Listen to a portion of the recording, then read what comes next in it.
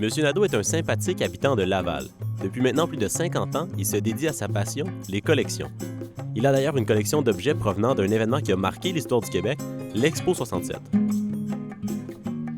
Ici, vous aviez l'ancien être du GPS, comme on dit. Oh, oui. Alors, c'était un carton, et puis on promenait ici avec les flèches. On voyait où était situé tel ou tel endroit. Alors, la flèche décidait là, où vous alliez. Ça, c'était pour voir l'expo. Alors, vous aviez ici, voyez-vous, des points rouges qui représentaient les différents endroits. C'était un petit peu de misère. C'est bien fait, c'est bien pensé. Oui, voyez-vous, comme le rouge ici était représenté avec la flèche, c'était la bâtisse Lufthansa. On sait que maintenant, c'est complètement changé, mais c'était un très bon GPS dans le temps. Là. Et Terre des Hommes que vous avez sur le dessus, c'est de 1968. Et savez-vous pourquoi je l'ai de 1968? Pour une raison. La simple et unique raison, c'est que M. Jean Drapeau me l'avait signé ici. Wow.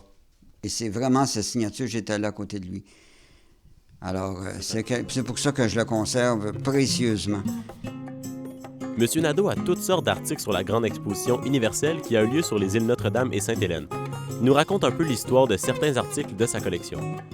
Avec l'Overcraft, je ne sais pas si les gens ont connu l'Overcraft, ça c'était le pamphlet publicitaire de cette machine qui faisait un bruit infernal. Alors, quand M. Drapeau avait des réunions à la Place des Nations, puis il y avait beaucoup de gens pour le voir, il ne pouvait plus parler quand l'Overcraft passait à côté. Donc vous avez c'est une collection de cartes postales, en fait? Oui, c'est une collection en 3 tableaux des cartes postales. Alors, c'est Montréal, première ville des Amériques à tenir une exposition internationale, ça c'est très important, ouverte à tous les pays du monde et universelle, portant sur tout, de première catégorie en 1967 à Montréal. C'est la première et la dernière fois que ça s'est fait ici en Amérique du Nord.